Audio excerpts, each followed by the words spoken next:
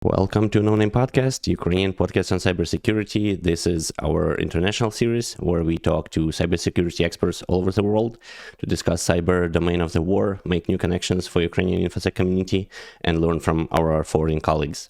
Our guest today is Margaret Smith, a U.S.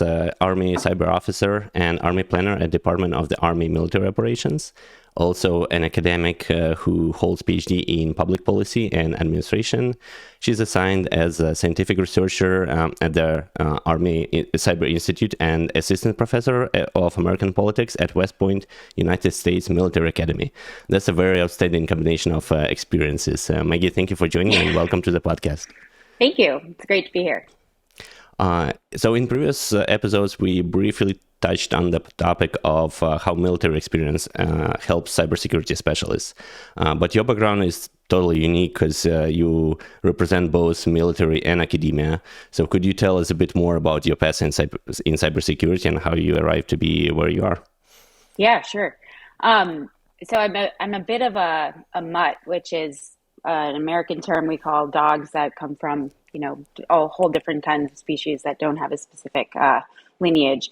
And so I don't really come from one background, but I'm this accumulation of different experiences that have put me in this kind of sweet spot of experience where I can have an impact in today's kind of geopolitics and in that type of environment. So I enlisted in the military, which for non-military people, that means that I entered as a soldier, not on the officer side. And I literally took the job that had the highest bonus, which was a pretty shallow way to approach a career. But it got me into the signal side of the Army, or what I jokingly call kind of the Verizon of the Army, where understanding how the Army communicates, getting to learn signal flow and how data can travel between one point to another. And that type of background was unlike anything I had studied in school, but it opened the world to understanding how computers work, how they come together, how the different disparate parts and components of a computer can be, pulled together to create this machine that gives us so much insight and ability to communicate throughout the world. So that was where my passion really became ignited when I understood how signal actually flows and how people can communicate.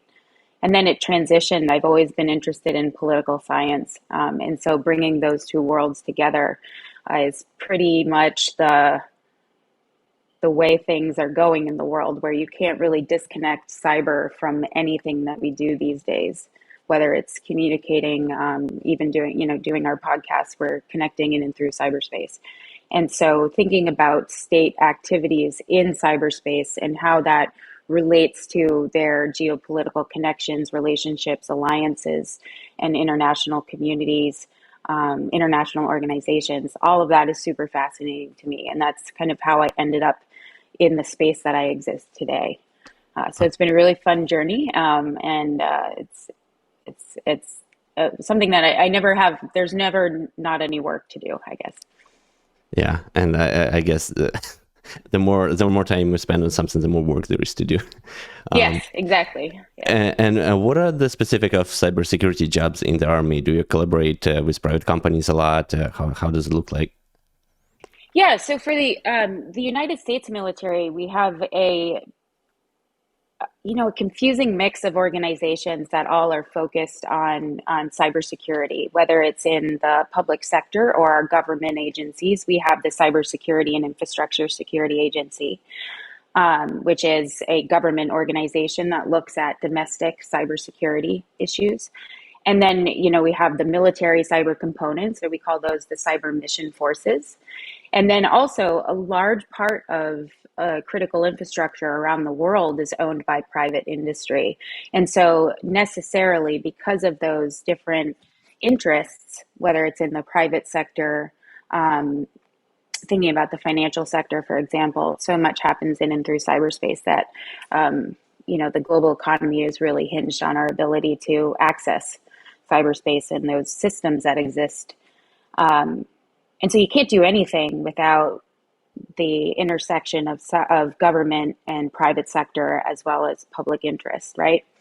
And I think Ukraine is an excellent example of conflict there of where those intersections happen, where we've seen Microsoft be a very vocal reporter, researcher on the conflict that's going on in cyberspace within the confines of, or thinking about it in the context of the Ukrainian conflict that's ongoing.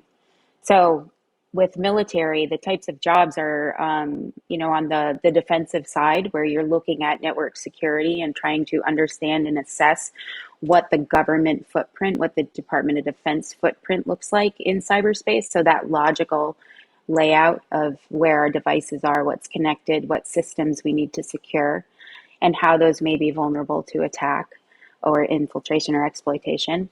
And then on the offensive side, thinking about ways that we can leverage capabilities, tools, assets in and through cyberspace to have an impact on the kind of the global continuum of competition, and how to best do things so that our strategic security context is in favor to the U.S. and our allies, if that makes sense. So there's a lot of room for imagination. And I think that one of the coolest parts about working in cybersecurity is that new devices and technology are introduced all the time. And so there's the never ending evolution of the types of jobs that you can do. And, it could be that a new system is added and that creates a whole new type of job that is required for military persons to do. So I think what I love about it most is just that it's, you have to get really comfortable being uncomfortable in this space, because you never know what the next threat is going to look like, and you never know what the next type of technology is going to introduce, those vulnerabilities that it may introduce into your environment. So there's definitely defensive, offensive, and then the whole spectrum in between that, which makes a wide variety of opportunities for people, even people like me who like the softer side of the science and the geopolitics and thinking very strategically. Right, and perhaps cybersecurity is just something that spans across so many different areas, because Yeah. you need it in intelligence, you need it in just like regular, domestic security, and also even in combat-oriented parts of the military where you still need to protect communications. Yeah. Communications and even just the systems, technology is being incorporated into more and more warfighting systems. And so being able to protect the systems that make weapons work and things like that is also critical. Yep. And how important is academic and scientific research for state to keep initiative in cybersecurity? So this is a great question. I think it was 2 years ago, maybe three, that General Nakasone, who is the commander of United States Cyber Command and also the director of the National Security Agency, he created what's called the Academic Engagement Network. And it was this recognition that academic research, because technology changes over so quickly and evolves so fast, that academic research and academics were going to be critical to how United States Cybercom and the broader U.S. government thinks about its strategy in and through cyberspace.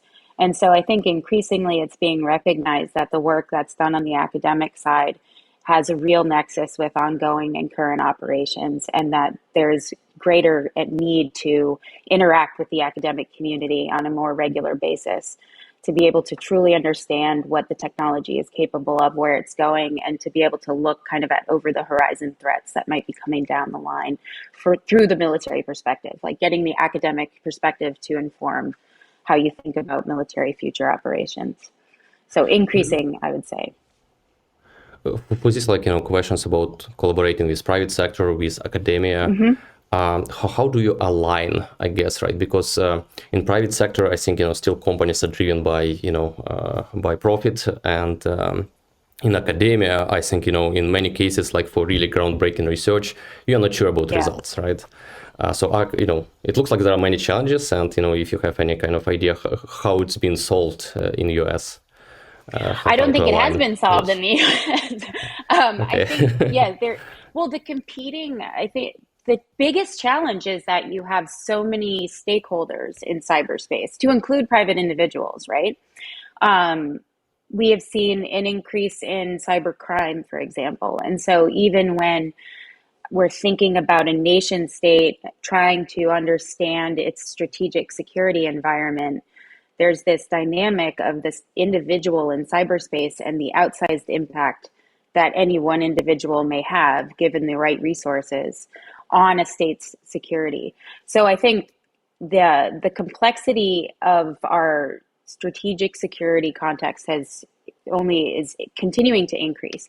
And so the competing motivations of all of those actors also play a large role in how we approach the problem set of cyber threats or threats that are emanating in and through cyberspace. So I don't think we don't have the perfect mix, because there are going to be those private sector interests where corporate profit is really the main goal, and they also have. When we think about private companies, we have to consider the board and the shareholders. So if it's a publicly traded company, and people own stock in it, those people have a say in the direction of that company. And so those types of interests get really complicated when we're talking about and trying to impose kind of national security interests on those companies too, especially. More complexity is added by the fact that a lot of companies are multinational. So think about like Coca-Cola, for example, that has, divisions and branches all around the world, and it's just this massive company. When we think about what their strategic interests may be versus what the strategic interests may be of the United States, like those are competing probably in many ways, because markets are different and concerns are different. So I think the U.S. is in a state where a lot of this administration has published a lot of good policies and strategies and executive orders that have guided trying to craft a new coherent strategy for cyberspace that incorporates and recognizes the importance that the private sector plays in our ability to secure cyberspace to the extent that you can. Mm-hmm. But it's super challenging, and we don't have it figured out. I'm working with some researchers, Dr. Greta Nassi, who is of the University of Bocconi in Milan, in Italy. Her and I have been thinking through how to create public value, or this notion of public value, when we look at cybersecurity policy. So thinking about what the end state should be of that policy, and moving beyond just the direct impact of cybersecurity, and thinking about the ways that second and third order effects can generate public value. So what public value can we get at from securing the financial sector? Or how can we translate imposing cost on the financial sector to be more secure into a different perspective that focuses on the public value that is generated from having a secure financial sector? And so really trying to shift the frame of reference on how we think about cybersecurity policy and strategy, to really emphasize the public good that can come out of having coherent and interacting cybersecurity strategies. That's interesting. Yeah. We keep discussing the definition and dynamics of cyberspace among our listeners and cybersecurity professionals in Ukraine. Obviously, there are still many myths that come from the physical dimension, right? Such as existence of ultimate cyber weapons that you can use by pressing a button, or analogies between nuclear and cyber threats. What is your take on the role of cyberspace during the war? And for our listeners, I'm of course alluding to Maggie's paper that she co-authored just this year, where they analyze the development, the dynamics of cyberspace during the Russian invasion in Ukraine. Yeah, I think so. In the United States, at least, there was a lot of discussion when it became clear publicly that Russia was massing forces and intended to invade. There was a lot of discussion about a cyber shock and awe, and that what we would see was this massive cyber campaign that would attempt to shut down the country before any bullets flew. And I think the fascinating part about the conflict in Ukraine, the most recent that's ongoing, is how partnerships and resiliency can really play a role in a state's susceptibility to an onslaught of capabilities trying to penetrate and disrupt in and through cyberspace. And so I think Ukraine did a lot of work in between 2014 and 2022 to build out a much more robust infrastructure, and that in many ways won the day, and prevented a lot of the shock and awe that a lot of Western researchers really anticipated. I think the best example of where this where the complexity comes in the challenges is the Viasat hack that was at the opening, because the attack in and of itself, if you look at it from an operational perspective, was successful, but the strategic impact that that attack was intended to have did not happen. And in part because we had that third party actor swoop in and provide and help build redundant communications for Ukraine in a very quick manner, but of relying on cyber weapons, for lack of a better term, as part of your campaign plan or strategy in a military conflict. Because even if your operation is successful, it may not have the intended strategic impact that you wanted it to have, based on either that the victim's preparation or the victim's ability to be resilient and have alternate ways to kind of mitigate the impact of that cyber operation. And so when we talk about, there's a great documentary by David Sanger called The Perfect Weapon that takes a look at the Stuxnet malware and the fallout from that. That I think is he also wrote a book. It's based on the book. Yeah, I'm looking at Vlad. He's looking at his book. I'm pretty sure he has it. Yeah, and so it's a good book. But I think I don't know yet. You haven't read it yet? I was presented with the Ukrainian translation, but it's a really interesting look at Stuxnet and breaks it down. But I think what's so fascinating about cyberspace and what really keeps me thinking about this problem set is just how hard it is to have kind of the stars align and everything go right so that you have the strategic impact that you intended to have at the time and place of your choosing. Because as we know, like you can take your phone and update it, and that the operating context, the operating system is different than it was before you did the update. I almost didn't update my phone because I wanted to keep the Twitter bird on my icon, and now it's an X. And I resisted forever because I was like, I want to keep the bird. I still have a bird, if you have a group on iPhone, if you have a group of apps like social networking in one group, and it's still cached as a bird, but when you enter the group, it's already an X. When you enter the bird. So little things like that, just being able to update something, changes the context of that operating system. And so in a capability that may have worked yesterday could have been rendered obsolete by that one update. And so when we talk about it as a perfect weapon, go ahead. That is why we invented cumulative strategic effects, just to avoid the obligation to provide them as a result of one operation. Do you find it funny? Yeah. And so in the U.S. history, this is something that I think is really interesting when we look back at U.S. history in cyberspace. So originally, United States Cyber Command was nested under U.S. Strategic Command. And that Strategic Command is the command that, we have our nuclear weapons and our big strategic assets fall under U.S. Strategic Command. And so the placement of U.S. Cyber Command as a subunified command under U.S. Strategic Command implied that we considered cyber weapons as something as significant as, say, a nuclear weapon. And so I think when we think the mentality that goes into understanding it as a perfect weapon or a weapon that can be decisive in battle, and then, is important to understanding the evolution of U.S. cyber strategy.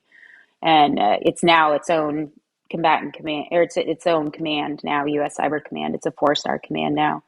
And so that shows how it's migrated out from underneath the nesting of Strategic Command and become a command that is considerable impact in and of itself. I have two questions here. Yes. Do you agree with the historic theory that placing Cyber Command inside Strategic Command was a policy mistake of Reagan administration, mostly inspired by the cultural effect of War Games movie? Yeah, so there is interesting. There is a theory that I think they were frightened, because that's one of the movies that not only described and presented the old fears in a new way, it actually synthesized and demonstrated the new fears that we may have, right? And Reagan, being an actor, was somewhat impressed by the plot, and the administration just had to do something, and that's the best they came up with. And the second is, how do you think it could it be better if the US just avoided all this part of evolution and started from scratch, and not required to maintain all this shared vocabulary with strategic arms thinkers, all these deterrence theory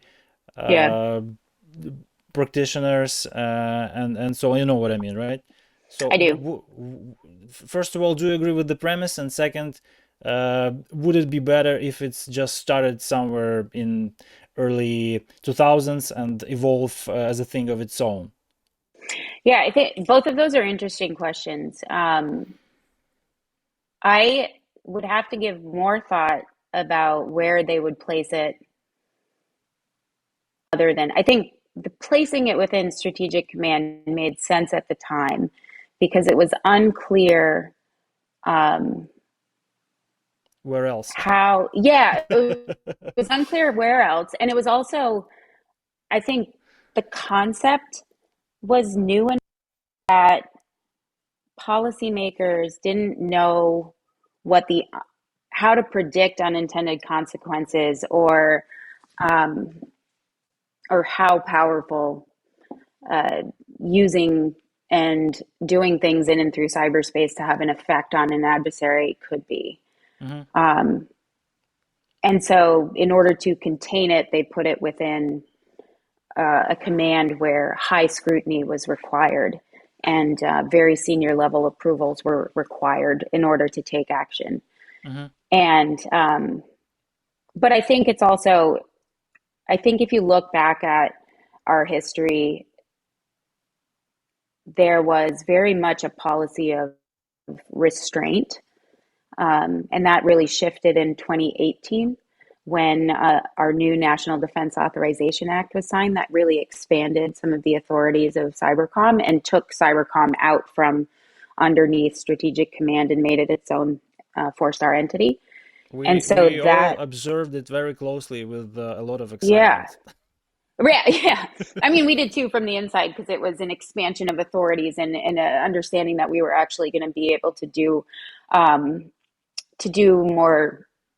more things in and through cyberspace. Mm-hmm. So I think it was a natural evolution where the U.S. was originally in this policy of restraint in the middle of 20 years of counterterrorism operations, and then evolved into a much more aggressive approach towards it. And I think that 2018 really opened the doors to a lot of the international collaboration that we've been able to see over the last 5 years. And I think that is where we need to be, because it isn't, you can't just take a state approach to cybersecurity. It really has to be an international collaboration of like-minded entities who want cyberspace to sustain kind of the freedom of movement that it has, but also be as secure as possible and used to good ends instead of bad. And then your second point about evolving on its own. There's a big debate going on right now in the U.S. about creation of a standalone cyber force, similar to how the past administration created Space Force. And so that dynamic is taking place. It was, in the Senate version of the Defense Act that was just passed, Defense Act.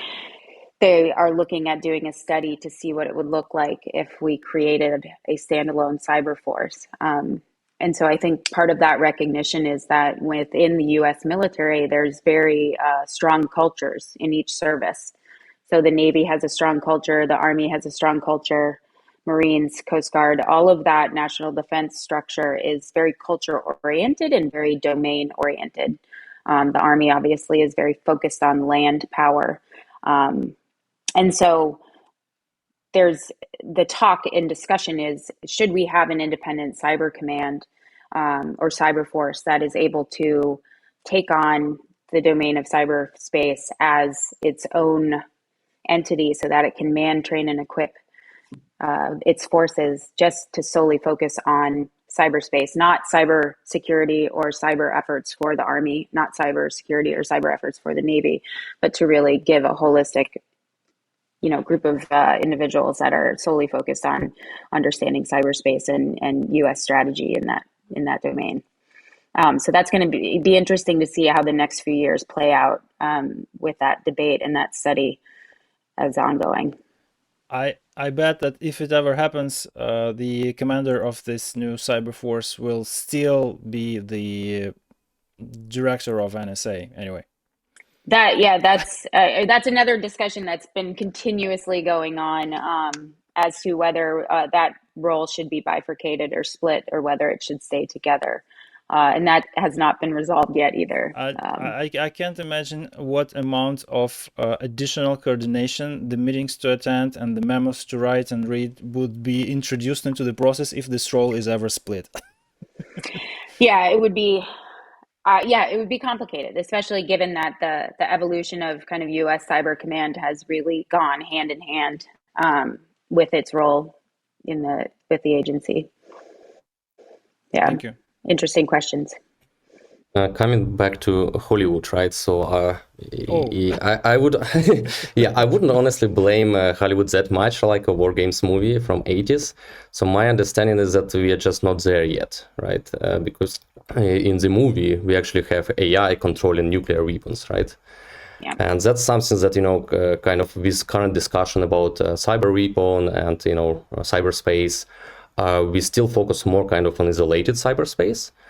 But with the times of digitalization, with the boom of AI technologies, right? So in future, it may change. We can come back to this movie.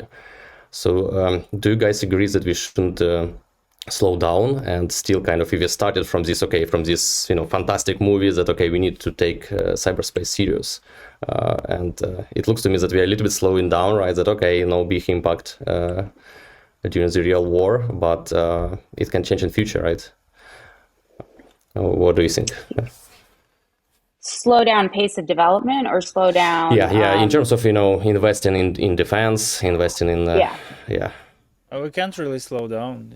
If Right. anyone slows down, everyone else just gains relative advantage. So I don't think it's it's possible. But in this case, Hollywood was actually useful, right? So that movie scared everybody. So Hollywood is always useful. I'm just what I'm concerned with, just to maybe highlight that I'm not criticizing the U.S. approach in any way. I just think it's funny, and I'm not encouraging you to criticize it, because we just have to learn from it. What I'm concerned with is that states and entities that did not have any stake in like nuclear weapons, did not possess any, did not have any alliances with the states that had some, right? They still learned from the US, who developed a doctrinal approach based on this historic circumstance that was not very practical, in my humble opinion. So it's just the second and third order effects of the US going the way in the like advanced guard of the cyber arms development, yeah, made a lot of analogies with strategic weapons thinking, right? And all the theories around it and the ground basis of the policy of it, right? And I just don't think it's very practical. It just distorts the thinking.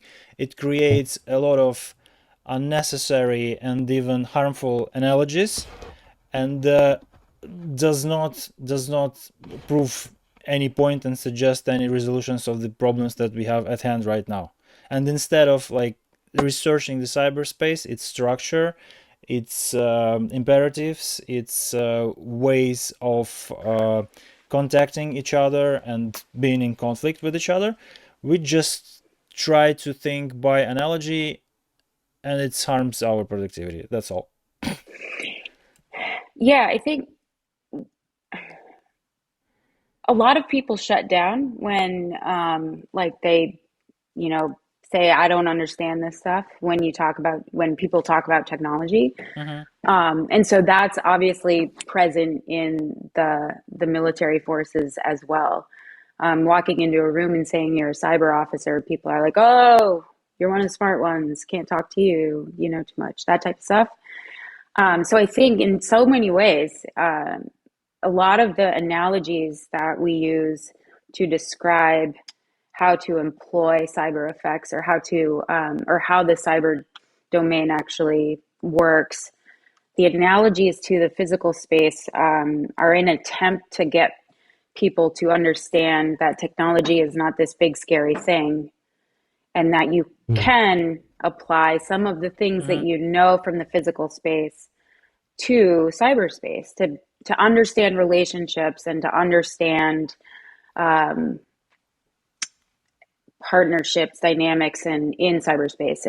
But I do think that we have to be careful, because those analogies only go so far. And at some point, not to overstretch. Not to overstretch it, not overstate it, and to not allow people to not educate themselves on technology, how it works, and the risks associated with introducing new technology, for example. I think we need to do better at bringing people along instead of just making analogies to kind of build a bridge, if that makes sense. We'd like to get them over to the other side of the bridge. Yeah, but that's like major policy, like public education type questions, right? Yeah, unfortunately, we do so like maybe unintentionally when we name stuff, we say cyber war. Okay, I know war. I'm like from the military. I'm a commissioned officer. I know that stuff. So I just start thinking in these categories and use metaphors directly, forgetting that metaphors have limitations. And yeah, that could be very harmful. But yeah, I totally agree. And thanks for highlighting that the public education and on the highest level, maybe authorized by the government. I think it could be a way out of this bunch of misunderstandings and miscommunication. Yeah, there's there's a generational aspect to it as well, where I'm very afraid of when I'm 80 years old and trying to understand the technology that's being used when I'm 80. Because, watching, my dad's 80 years old now. And so even like, we've gone to a lot of digital medical records, right? And so like my dad has a really hard time accessing the digital medical records to see like when his appointments are and things like that. And so that generation gap between used to having a printout that says you need to go to this doctor, or you have to get your immunization on this date, having that all online and digitized now is confusing for when you're not used to using that technology and you're in an advanced state. So I think there's that generational impact too. So thinking through ways that the public can get educated on better educated on cybersecurity and understanding what cyberspace actually, how to conceive of it, is important. But we do. My favorite analogy to explain why it can be dangerous to present cyber capabilities as weapons, quote unquote, because when we think about a weapon, I'm, having been in the military now for almost 20 years, I grew up on an M4 or an M16. And so when I talk about an M16, if I take it to the range and I shoot a 5.56 round at a 50-meter target, I know exactly what's going to happen if I'm a good shot and can hit center mass each time. I know the impact. I know what it's going to do to if there's a human there. I know what it's going to do to a human body, but I can look at that target and tell you, what's going to happen every time that I shoot it. If I hit center mass, it's going to have the same effect. And cyber weapons, quote unquote, are nothing like that, because a capability that I have today, if I tried to use it tomorrow, awesome, it could be made obsolete. But like for a military commander that is, not focused on cyberspace, if I say I have a cyber weapon that can be used, the natural inclination is to think of it like it's a bullet, reliable, a 5.56 round. It's repeatable, and it's the same thing. It's a great analogy. It's like the demonstration of fluidity of cyberspace. You just look the other way for a second, you turn back, and the target is nothing. And the target's completely different. Yes. Yeah. And the rounds in your magazine are like, each one is very different. It's very different. Half of them are obsolete already. Yeah. And so that won't go out. It's just going to stay there. It's not going to move. But that translates into the difficulty of planning and doing combined arms with trying to incorporate cyber capabilities or cyberspace strategy into a military campaign, because when you think about the physical consequences of kinetic operations, usually that military commander is depending on that physical effect to further their campaign initiatives, right? And if cyber capabilities are so transitory or in flux at all times, you cannot guarantee that something is going to be able to be used or be executed at the time and place of your choosing and have the desired effect. And I think that gets really difficult when you're talking to someone who has the care of men and women, on their shoulders. And their strategy is going to dictate, in many cases, whether people are going to be targeted back or whatnot, or lives are on the line. That creates an additional layer of complexity when you're talking about trying to incorporate a cyber capability into a military operation, because it's less like that 5.56 round, where I know if I shoot it and fire it at a target that's 50 meters away, 250 meters away, 300 meters away, I can anticipate the impact that it will have based on the ground context. And cyber capabilities are not like that. First of all, I appreciate you using metric systems. Fantastic. I was actually just thinking, right? This one was good. that's a great tool to dismantle the misunderstanding of the domain. Do you have more? Look at his eyes. I mean, I think that's I need that stuff. Yeah, I really need this stuff. That's the most relevant to me, is that ground commanders have a very specific. When you ask someone to, we impress it upon our cadets and anyone that's enlisting, and every time that someone gets promoted, you retake the oath of office, and it's a huge responsibility on your shoulders when you're talking about you're in a conventional conflict and you are the person that's in charge of arraying forces, and you have men and women's lives on the lines, and then you have this, for being snarky, but like this geek come over and say, hey, I can do this. I have this capability and let me use it. Let's incorporate it into your plan. There's a high level of skepticism that's going to come with that because they have the weight of those lives on their line, right? And so that, especially when they ask the geek, so how certain are you? Right. It's all gonna go according to the plan, and they say, I have no idea. Oh, no idea. And I think again that Viasat hack that happened at the out, right before, preceding and during the initial days of conflict, that really highlights how something can go exactly as it was planned to go, but it may not have the intended effect. Whereas still if have a very limited effect and be recovered in 2 weeks. Yeah. Right. And in many, there's hypotheses that was really intended to disable Ukrainian movement and mobility. And their plan kind of hinged on that. There's a lot of speculation that was a key element of their initial campaign. And when it didn't go according to plan, like, that's very obviously detrimental for their purposes. And so, there's a lot of skepticism when it comes to incorporating something and trying to rely on it. But that doesn't, I think the original, like that first piece that we alluded to that me and my colleagues wrote for SciCon, the one that looks at the cyber activity in Ukraine and surrounding the conflict, I think there is a rush to, in many ways, dismiss cyber as playing a key role in the conflict. And I don't think those examples like Viasat should discount or discredit the role that cyber capabilities can play in conflict, because there has been a robust cyber component to this conflict. It has facilitated targeting. It has exposed the ways that modern forces are susceptible to attack because of their digital signatures that they emit. It has really highlighted, but it wasn't the intended or it wasn't the anticipated impact that a lot of people thought they would see out of this modern conflict and the cyber component.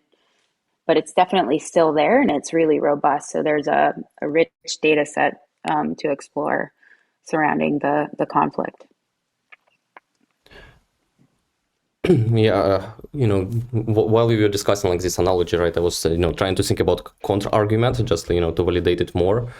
And it looks like in ideal situations, still you can be rather reliable. So let's say there is a system in another country, unpatched, like not up to date, which controls rocket launcher. And we got like this 0 day, right? So, and our POC of this 0 day is very confident, so I'm reliable, right? If I execute this, right? If I send this request, right? I'll execute vulnerability, and I can launch rockets.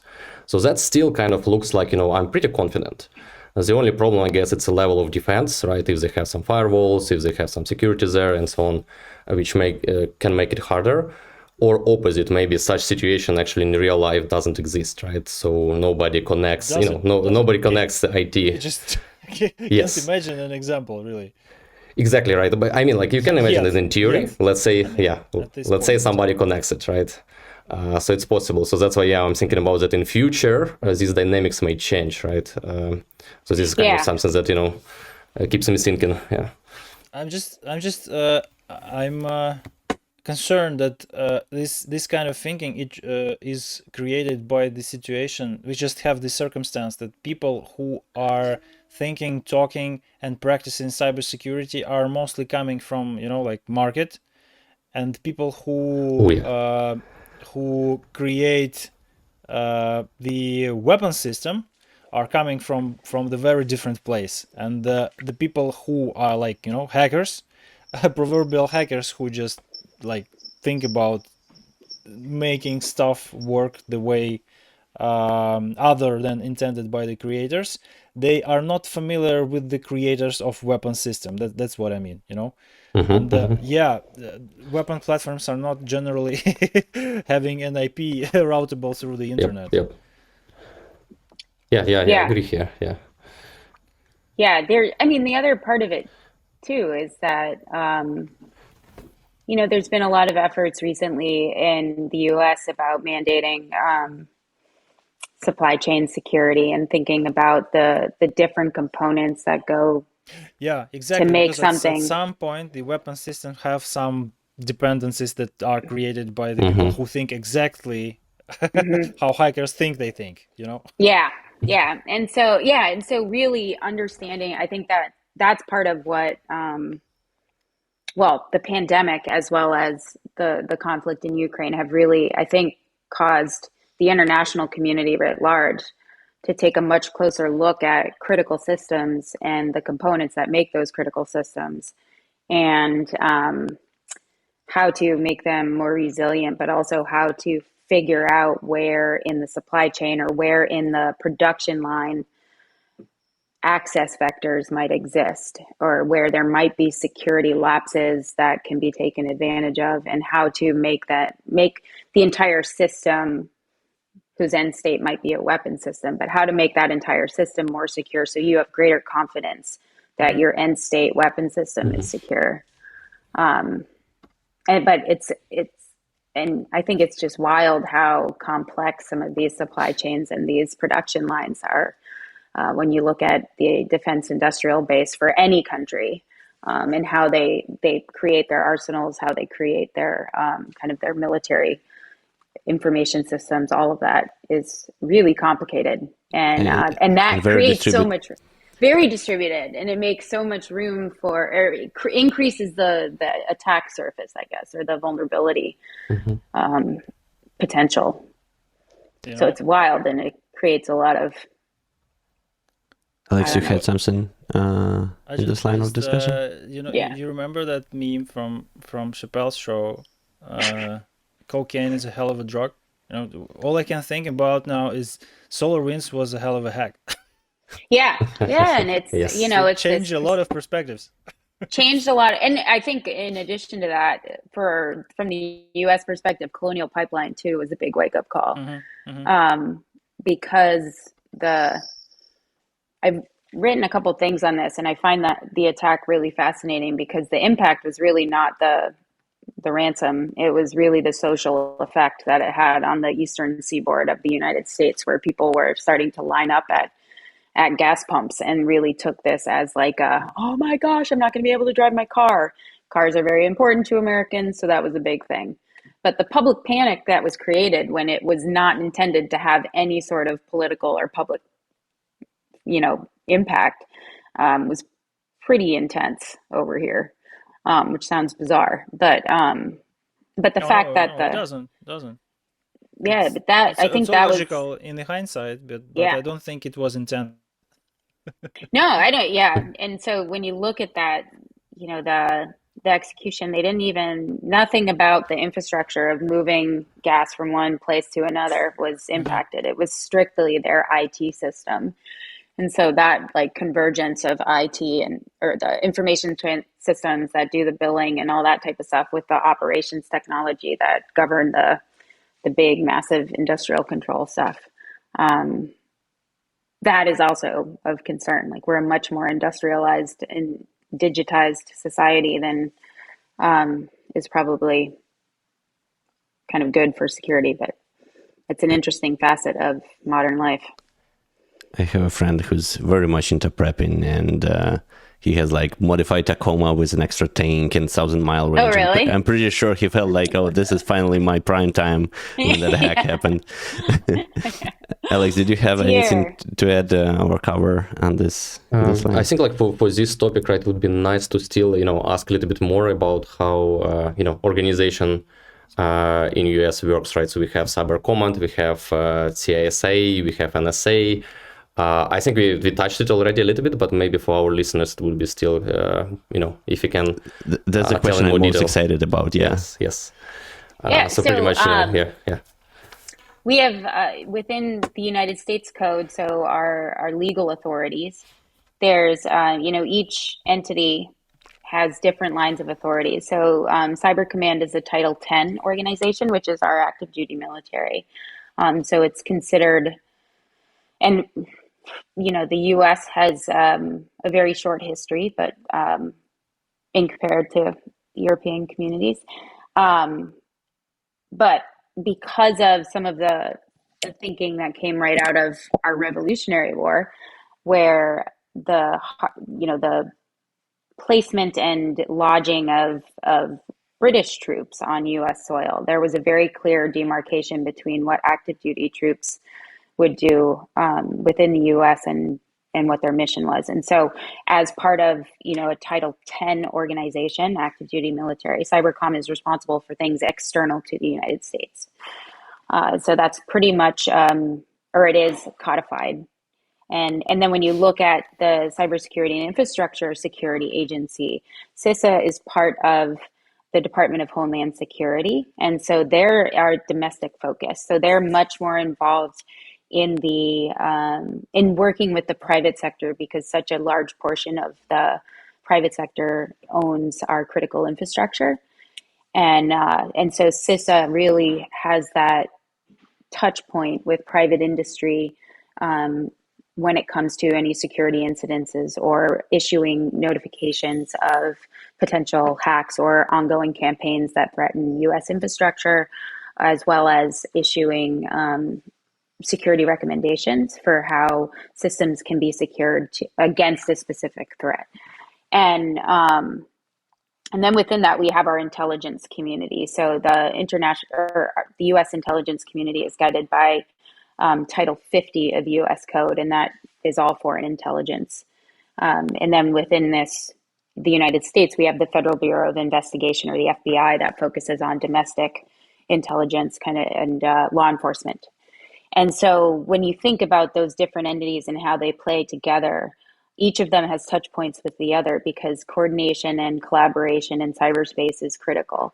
If there is a threat to U.S. infrastructure, it could be that United States Cyber Command sees the threat and recognizes it first, which means it passes information over to the Cybersecurity and Infrastructure Security Agency, who would work closely with the FBI to do victim notification, and then work through different avenues to do mediation within those companies, depending on their criticality to U.S. infrastructure.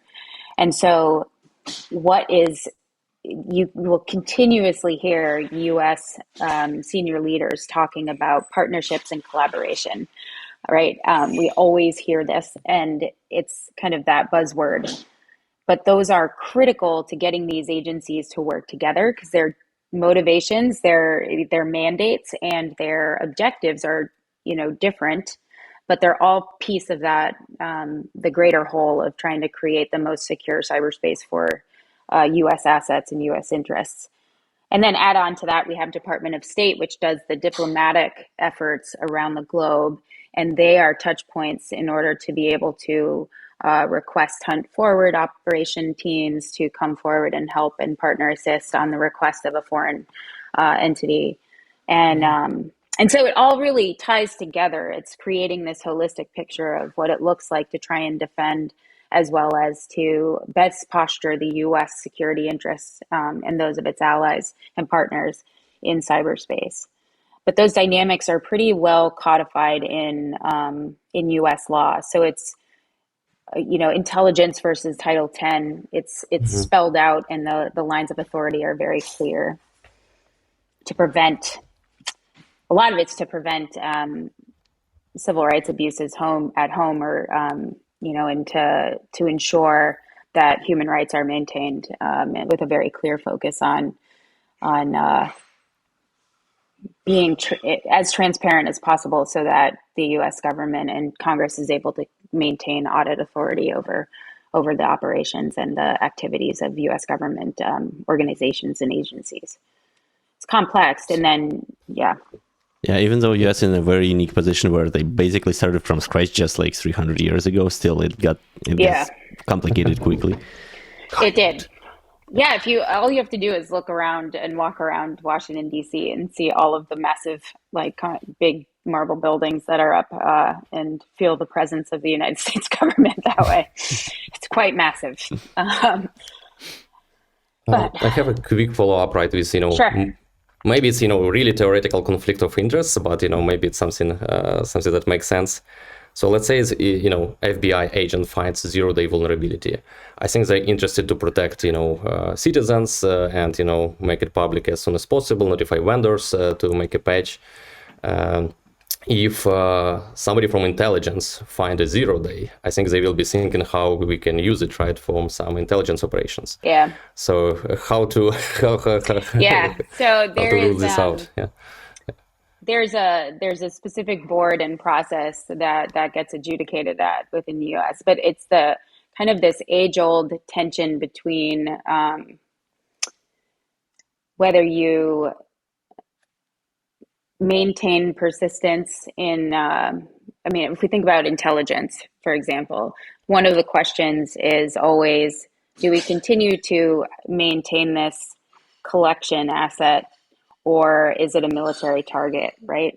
And that can be in conflict a lot of times. If we think about counterterrorism specifically, do we want to target this individual because they are a terrorist from a military perspective, or do we want to keep them as an intelligence collection asset? And so those types of dynamics play on, are continuously in conflict. And so there's, it goes through a board and adjudication process to understand when it's best to keep something close hold and when it's best to make victim notifications and notify, patch that vulnerability. That's way above my pay grade, but it's definitely, it's a really, from a social science and political science perspective, there's also so many different ways that could go right or go wrong, because if it gets released later on and it's found out that the U.S. kept hold, or the government kept that secret close hold, that can damage public relationships and it damages public trust in the system. And so in a democracy like the U.S., those are really heavy questions about that, where it's like the security versus transparency type paradigm that is just in constant conflict. What do you keep hold? What do you release? And how best to, make decisions that actually benefit the nation instead of eroding trust in government. But I think in this case, in a way, this conflict is the resolution and the answer, because on average, that means that, we're kind of trying to keep balance. It's not that nothing like that happens in other countries. It's just because there is no conflict in some of these, you never know, or everyone just accepts the status quo that, government does whatever. Well, there's always a conflict. Yeah, Say, I think an FSB agent finds a 0 day. He's always conflicted because he can operationalize it, or he can get a bounty payout. Yeah. Different motivations on that side then. But, but I think, you've also seen a lot of efforts in the United States where there's these bug bounty programs, right? Where there's a contest. If you find a bug and you disclose it, like a lot of companies do this. The U.S. government has some cool programs for youth where it's like hack the satellite, and different public CISA sponsors a lot of them, DHS sponsors some of them. But there's a growing understanding that a vulnerability that is widespread in systems is really a threat to the U.S. public in a bigger way than it has been before, because so many people rely on computers for communication, doing their average work and all that type of stuff. One other thing that just escaped me, what was it that I was going to say?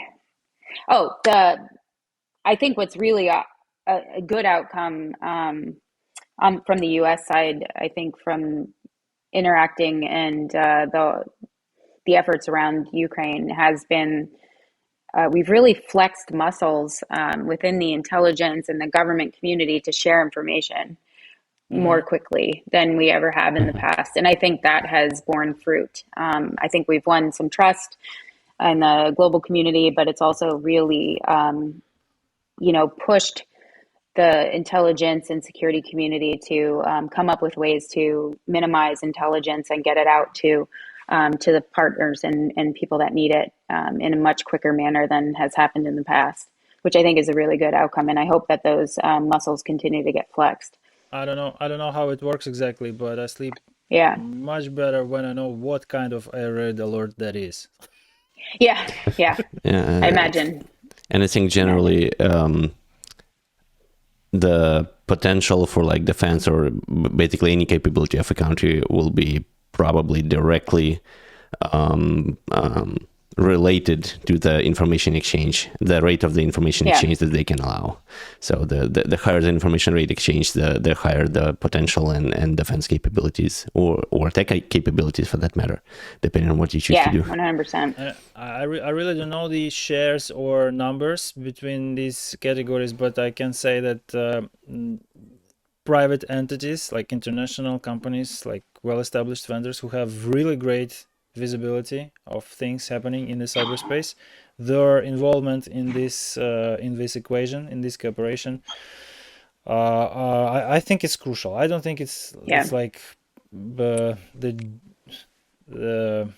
it defines the process by itself. I think there are many stakeholders to this, but without them, it would be much harder. It would really much harder. Yeah, 100%. I mean, corporations like Microsoft and Google and some of the threat intelligence that's been happening has been really incredible. And speaking of that, there are also other third parties that we want to cover, right? So we're talking about things like IT Army and hacktivism, right? Which is a third side of the conflict here in a way.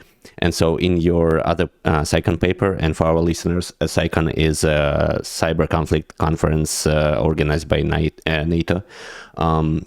So third-party cyber actors and digital resistance movements during the war. You mentioned how the IT Army avoids common pitfalls through consistency, transparency, responsiveness, and encouragement. So could you tell us a little bit more about those findings? Yeah, I looked at my colleague Tom Dean and I investigated the IT Army's community, the online community, their Telegram channel through the lens of nonviolent resistance movements. So there's a pretty robust literature that's focused on nonviolent resistance. And some of the hardest things to overcome for a nonviolent resistance movement is interaction with its volunteers, for lack of a better term. And so being able to keep those people interested in supporting the effort and keeping the motivation for action going. And so what's been fascinating is to see the different ways that the IT Army has incorporated a variety of techniques to continue to sustain the community of followers that they have and their interest. Most recently they did a couple survey questions where it's like, why did you join? Why do you stay? Have you ever thought about leaving? Just one-off questions there. You just click a button to answer the poll question in Telegram. And I think that's a really interesting way to get an assessment of what their population looks like and their motivations for joining. And that can feed into the IT Army's assessment of how they are going to continue to engage. What they started doing early on in their history was providing feedback from operations. So screenshots of websites that are down, screenshots of news articles that were discussing the DDoS of a specific site that Russians might particularly be interested in on a specific day. And then I think another interesting technique has been to really choose their targets quite carefully or thoughtfully in a way that either there's an added layer of irony to the target, I guess is maybe a way to put it, where it's very creative and you kind of get like bought into just the idea that it's a multi-layered psychological impact that a specific attack may have. And then also congratulating the IT Army for their success in taking down a specific website on the back end. And so what has been created is this pretty incredible feedback mechanism so that the minute that the IT Army is engaging in attack, they can expect within the kind of the same day or a few hours some sort of feedback on how long that their DDoS efforts kept in sight down. And so it generates interest, and you also feel as though the community responds and reacts to receiving that feedback with congratulations and excited messages and things like that. So I think they've done a very creative approach to building an online community that is, at most having a very interesting psychological impact, unlike what we've seen as a nonviolent resistance movement that's external to the confines of the conflict within Ukraine.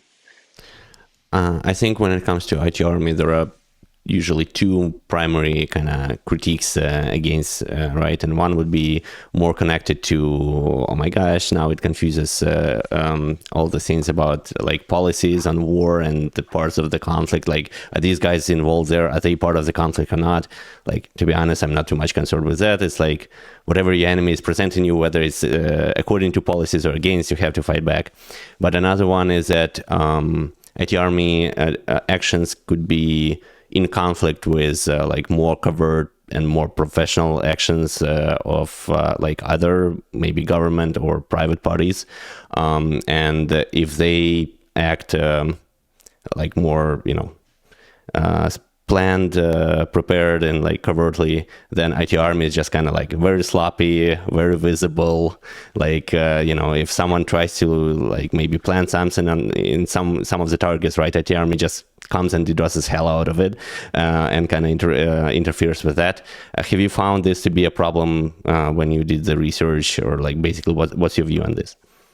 For the first question, there's a lot of questions, I think, in the international humanitarian law community about what this type of entity means for how we define enemy combatants, and then what violence actually, how we define it.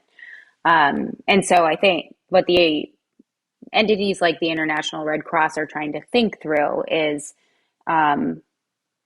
disruption to the day-to-day activities of an average citizen, does that constitute a form of violence? And so that's a question that I've gotten pretty much at every time that I've talked about this. And it's one that really interests me, and I haven't done enough research on it to really figure that out. But I do think that's an interesting question about how we define enemy combatants and what that means for future conflict.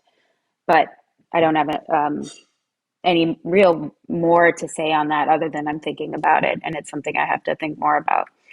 To the latter point, I think I appreciate the concern, but I'm not convinced that there's enough intersection between strategic state interests and what the IT Army is trying to achieve.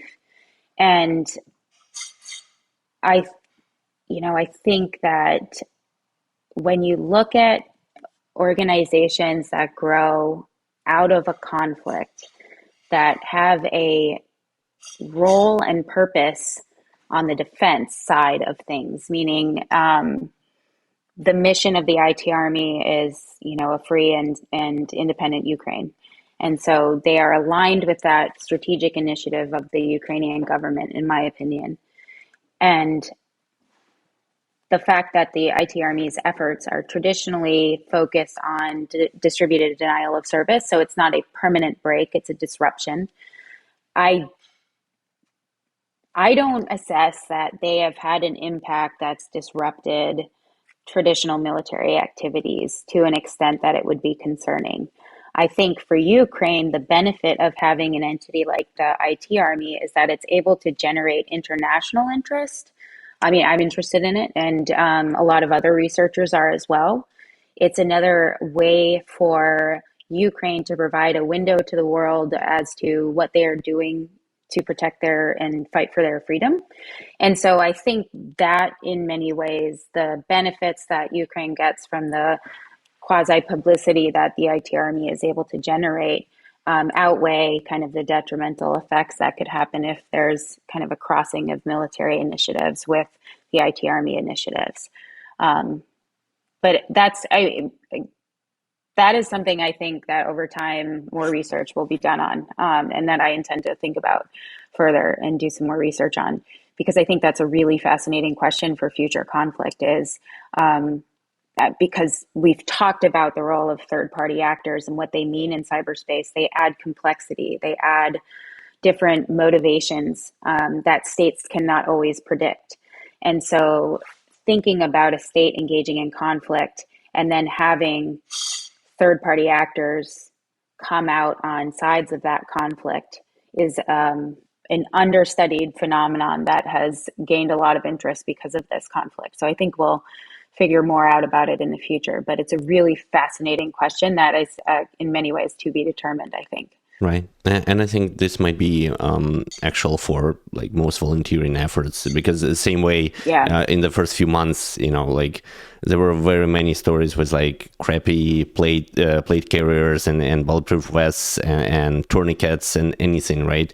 Because people just, kind of didn't know what they do. But over time, at the same time, like it kind of through natural selection, people learn and improve, and net positive effect is much larger for the most part positive. Even though on individual level, of course, there would be people who kind of suffered from lack of professionalism or whatever. If someone got a bad tourniquet, for example, that's another side to it. Alex, you had some other point here.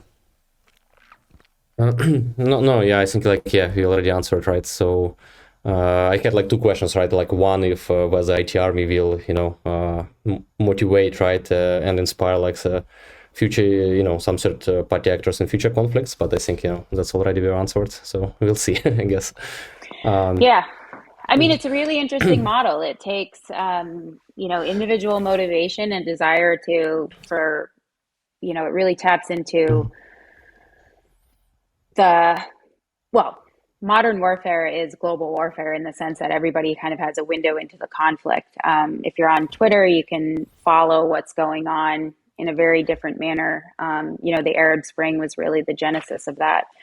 And so I think the IT Army has tapped into this, a desire for people that are rooting for Ukraine to contribute in a substantial way that as of now it doesn't get them in trouble, right? Because and that's another question that's really open about all of this is like it's probably an international community. So what do you do with persons that are from a state that's not directly involved in the conflict but are contributing in a material support type way to activities that are done on behalf of the victim in the conflict, or the one that's, that they're the side that they choose to support. And I think that's a really interesting phenomenon that international law, international humanitarian law, all that is really trying to figure out how we deal with the international kind of combatants that are able to be possible because of cyberspace and its global reach. I think in this case, the law will need to be adapted because, unlike many recent wars, like after the World War II or something like that, most of the wars that happened, they were more like between states, and here the war is not against the state of Ukraine; it's against the people of Ukraine, essentially, and so that changes the dynamic. That's an interesting nuance that I do think is important. I've been, doing my reading on Ukrainian history, and I may not say this right, but for the Ukrainian people have been a people longer than they have been a state. And so I think that idea of what it means to be Ukrainian is really at stake, which is interesting and something that I think is difficult for people in America to wrap their heads around, if that makes any sense. I think we need to introduce new paradigm in the system of international law. What happens in cyberspace stays in cyberspace. Stays in cyberspace. So all the punishment to the wrongdoings in the cyberspace should be executed in the cyberspace too. So I think it will be the strong full stop in this conversation, and everything will be very, very good going forward, because all the legal what doesn't cease to amaze me is that the discussion, the loud discussion about the legal implications of the phenomena of IT army is going on mainly among legal scholars, because no one else is really paying attention. Because as you said, just put it simply, nothing really bad happens to good people as a result of their activity. Okay, so raising all the issues of possible implications in terms of like international law is the way of thinking forward about what can be or is coming next. Yeah, and nothing more. Yeah. So the net result of it is nothing bad really happened. People cooperate in order to like express themselves in support of a nation struggling for its freedom and independence of an imperial X, right? And that's Yeah, it, I mean, it's basically. at this stage, nothing's been figured out. And I I think one concern that I've had raised by members of the International Red Cross is that what happens when someone, by virtue of participating, is targeted because they're able to figure out where that person is located or things like that. And I think that's something that the IT Army actually in some ways addresses, because encouraging the use of VPNs and ways to kind of obfuscate where your support is coming from. But all of that is imperfect. So I think it will be interesting in the event that some repercussion does happen, what we understand as the outcome of that. But it's a complicated situation, especially when you consider that a lot of the literature and a lot of the academic research that's been focused on third-party actors in cyberspace is really in many ways external to conflict, whereas the IT Army grew out of this conflict and it's part of and a component of this conflict. And so past experience is limited in how it can inform how we think about this group of individuals. Yeah. So it's going to be, but I think in addition, though, I do think that for the international community, it has shown how a state can leverage individual talent to effect, right? And so I think that's an interesting dynamic, that if you're a nation state considering what the future of conflict looks like, you should probably expect something like the IT Army to exist on the periphery of your conflict. And what does that look like? And what do you do when you have an adversary that has an IT Army like entity that is impacting your domestic space, and what is your response? I think that's a really interesting question for military researchers and strategists and they to think through in the future. I know that we are we have spent more time than we're a little bit running over. Yep. Yeah, but I cannot resist asking one more question. You, as an expert in the topic, I expect you to have you have compared the IT Army activity with similar movements, not maybe very similar, but comparable, right?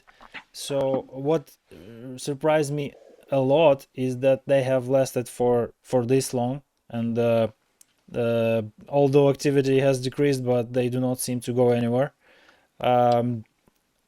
Despite everyone else, maybe it's my bubble, but I do not see the amount and the intensity of activity that Anonymous, for instance, demonstrated in the beginning and the first several months of the war, right? So how does it compare to other movements like that, maybe on the other side and somewhere else?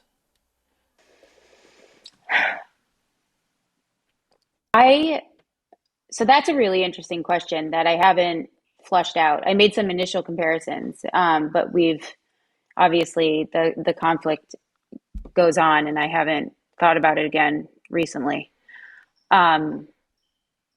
but a lot of the entities like Anonymous and others have a financial component to the activities that they take, whereas the IT Army, for the most part, is considered a patriotic hacktivism, right? There's not, members are not looking for financial gain. They're looking to support Ukraine. And so my gut assessment is that when you have a compelling story that your members believe in, then that type of activity is going to sustain longer than someone, especially in a protracted conflict, than someone that has financial interests at stake, who can take a pause from their regular operations to focus on a conflict, but then maybe gets quote unquote bored with it and decides to move on to their next financially motivated target. And so I think that has a role to play. But ideology is a stronger incentive than material gain. Yeah, the idea of a lot of the rhetoric that is you see about, and the narratives around the Russian invasion and the protracted conflict in Ukraine is one of fighting for democracy and freedom, and that's a pretty strong message. And of course, I think that the Ukrainian government has done a pretty incredible job of sustaining international interest.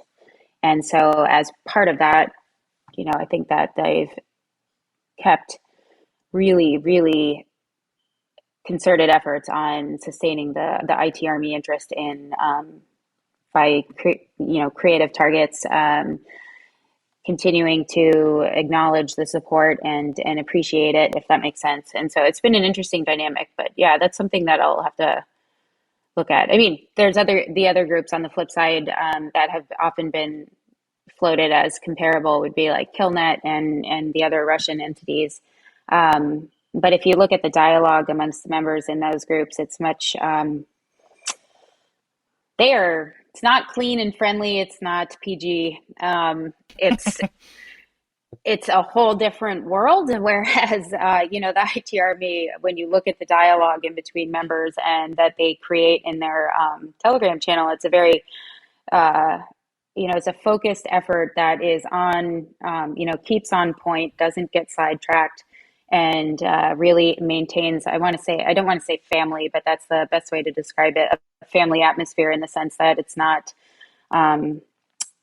it doesn't turn nasty, I guess is the way to put it. Like, it's definitely pro-Ukrainian, anti-Russian, right? But it doesn't come out as being maliciously nasty or inordinately trying to do that. Does that make sense? Aggressive, but it's aggressive, but it's not. But it's not dirty and gross and nasty. Yeah, it's kind of like civil.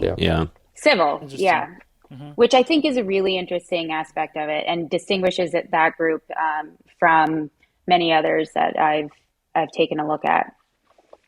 It seems logical again in hindsight, if you choose the idea as your main cultural basis of operation and existence in the first place, you have to maintain it, right? Right. And you have to use adjacent ideas and practices as a result, and not to pivot to something really nasty, as you said. Yeah. It's also a general phenomenon for Ukraine, even with regular like protests or stuff like that, right? If you go back to 2014, it's like it's very different from many protests in many other countries, whether it's US, France, or otherwise it would end up really, really fast. Yeah, exactly. Not a single glass was broken until police started violence on people. Otherwise, it will not go anywhere. Yeah. Yeah. Awesome. Thank you so much for this conversation. I know we ran a little bit over, but it's amazing. Good. I think that the very last question we typically ask is if you have any advice or message to Ukrainian audience. No, I don't have any advice because they have a wealth of experience that I do not have. But I'm rooting for you, and I think about Ukraine every day, and so it's on the top of my mind, and it's something I'm passionate about, and so I will continue to do research and hopefully share some messages with that. Awesome. Thank you so much. It's been very insightful for me. Thanks. Every time when Vlad learns something or gets some idea for his work in Ukraine, like I think that's a success, and this episode has definitely been that. So really thanks appreciate for your having time. me. I appreciate it. And it was great to meet all of you. And Vlad, good to see you again. You grew a beard since I last saw you. Yeah. Same here. Really appreciate it. Thanks for the support. And I hope it's not the last time. Okay, sounds good.